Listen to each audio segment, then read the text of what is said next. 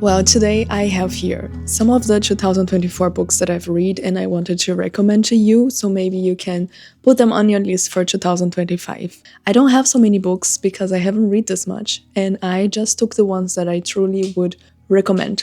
And then comes Tudo de Carla Madeira. This one I got when I was going to Brazil, of course. Comprei lá no Brasil. And it is in Portuguese. Maybe you can find it in your language as well. I truly, honestly would recommend. Is not this big, and it is a story that I was completely not expecting. Is very intense and it is very sensible. She's writing a lot of stuff right now. She's very famous. She's new. She's contemporary. I don't know. I felt excited when I was reading. I felt sad. I felt disturbed. I felt so many things, so I can't say so much more because then I think it will be so many spoilers, but I can say it is about family and unexpected facts and unexpected jobs and also relations that a family could create within a small town in a countryside of Brazil. You can have a very nice glimpse of what it is like to live in a countryside in Brazil. And then I read Just Kids, finally, from Patti Smith, which is very interesting, and I was procrastinating on reading this for a very long time, and it totally worth it. That's like a bestseller. You can find it anywhere, in any shop, in any bookstore, in airplanes, airports, I mean. You really find this book everywhere, and it just made up my mind of what it is really like to be an artist. They were both artists. They were also lovers, but not forever. They were lovers, and then they found other people in their life, but they kept their friendship and their, I don't know, I think art connects people in another level. So you can't really stop being partner when you create something together. You create art together, you share ideas, you're both artists. The connection is beyond just having a relationship. So they taught me this, and they also, for the artist that I am, they just taught me so much more.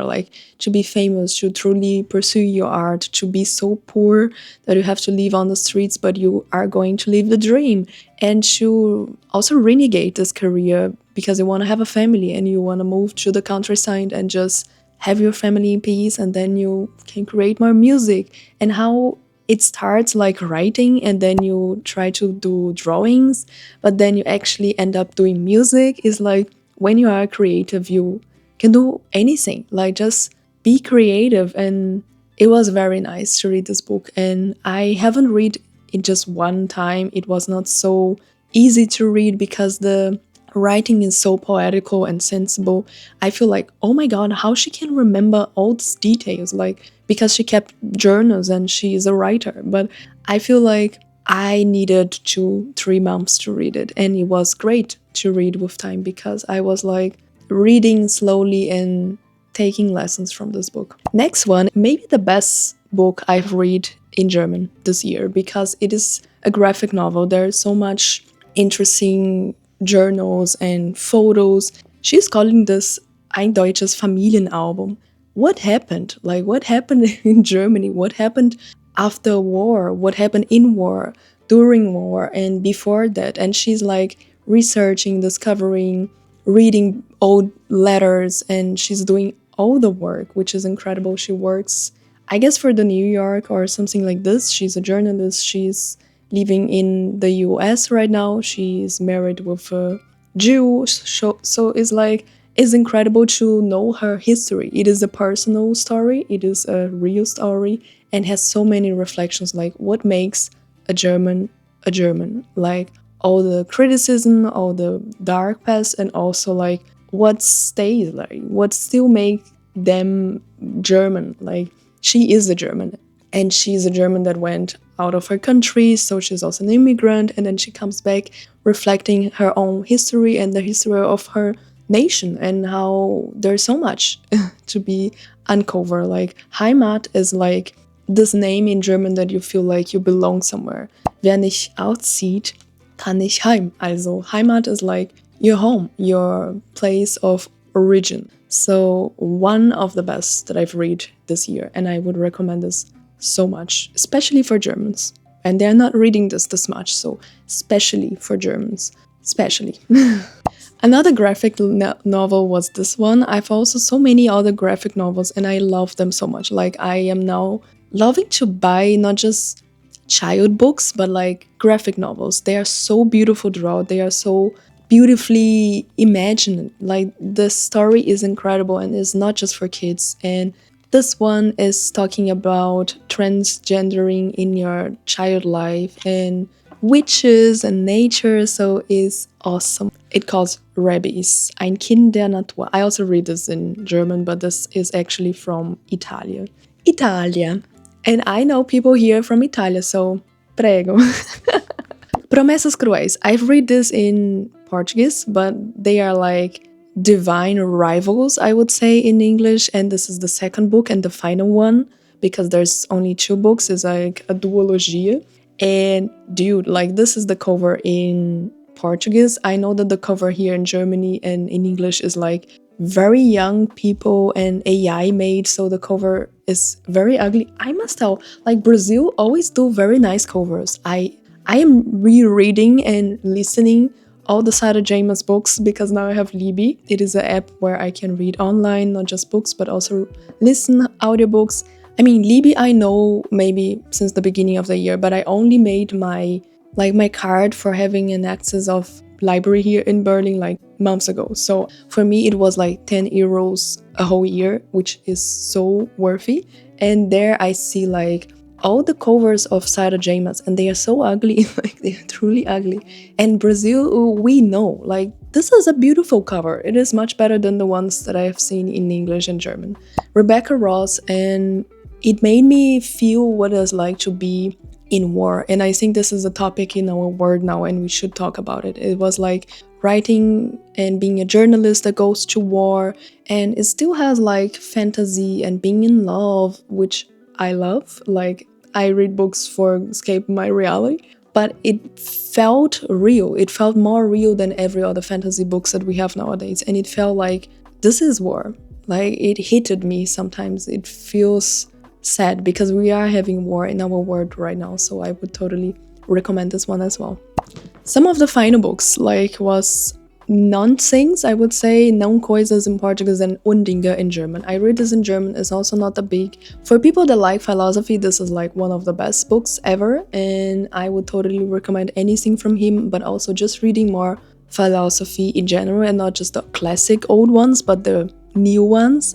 And I have made already episodes about this and how to be an adult in relationship. So 2 books that I was really impressed in when I was reading, so that I even had an episode about it. And if you want to check it out, I guess for this I haven't had an episode, but I have other episodes about Byung-Chul Han that you can also check it out. When I want to recommend a book for someone, I feel like you have to read it. Like I don't know how to tell anything about a book. Like you probably noticed this because when I was talking about all of these books, I am like, yeah, and then it is about this, and that's it. Like I want to be like, making reviews is actually hard, and I want to be able to make them better. It's complicated, but I've tried, and here are some of them. O Casamento entre o Céu e a Terra. This one is again in Portuguese and is incredible if you want to know more about folklore in Brazil and our indigenous people there, and I wanted, so I've liked. It's not the best book ever to know about these people because it's still like by Leonardo Boff, which was even a religious man. And because this book didn't have so many drawings, I did my own drawings. So I felt like inspired to learn more about my own culture, and this made a whole lot of sense. If you also want to know more about folklore in Brazil and our myths and all, there is a series on Netflix called Cidade Invisível. It is incredible. I will put here also that you can check it out. This one I would just recommend. Like, I'm now reading a lot of Märchen and folklore from Europe, from Germany, and also falling in love with this as well. But I do think that this one is the one that I recommend because I'm still thinking that my own country has so much to offer and my own folklore is not shared enough. So I just think that our imaginative world goes to a whole other level when you know more folklore and not just this one's in Europe, which are more famous because they are now Disney movies. The next one is about Jung, and he's talking about archetypes, and this is something I'm so interested in. I'm very interested in psychology in general, like observing people. This is one of the books that I would recommend as well. It don't have to be this one, but any other one that talks about archetypes for Jung or for any other person. I think this is relevant for me in theater, in art in general, with my life and relationships, like which role we play is so incredible to know more about archetypes inside ourselves, in relationships, in dynamics. And I would totally recommend a book of psychology or about archetypes in your 2025 as well. This one was the final book I've read this year. I actually finished today, 2 a.m., because I'm this kind of person, like, you know, those people that are like, I'm gonna read this book at night before I go to sleep to relax. This is not me, and this is also not this kind of book.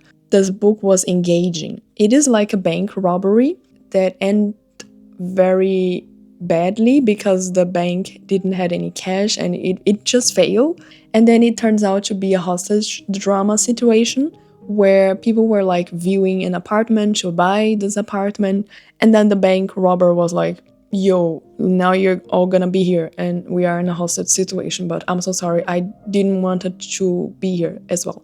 And then people get to know each other, and then you get to know their secrets and their problems, and it is to show that everyone have problems. Like, we are all not knowing what to do with our lives, and we have problems, like very, very serious ones, and everyone is struggling in their own way. It was also a heavy book in a way that there are so many triggers, I should tell, about mental health, suicide. There is a lot of triggers, and you should not read it if you are needing help and if you don't want to get triggered.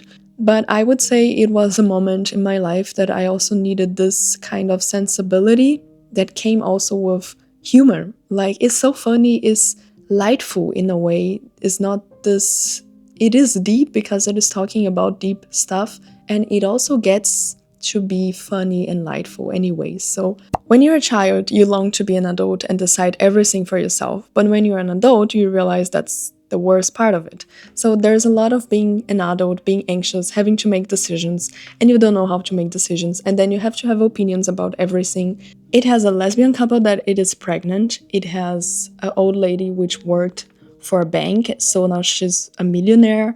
It has old people, it has childs, it has drug addictive, it has police officers. Like, it has so many perspectives, and this is so nice, like, truly. And one of the best things is like, this is like a crime scene, and you feel like, what happened, what is going on. You don't know the whole history, so every piece of story you get to know and discover more and more, and you are like engaged. So this is one of the books that you want to know what happened, and then you continue reading because you want to know what happened, and then you think you figured it out what happened, but then comes something new or someone new, or then a new stuff happened, and then you are like, oh my god, like, what the fuck is going on? And you can see that I've made so many marks that I was reading this, and I was like, a very nice way of telling a story. There's not just the story is nice, but he uses the story to make a point, which is very successfully done. And there are details like this one. For example, what do you want me to do? Jim asked. Because he needed to be needed.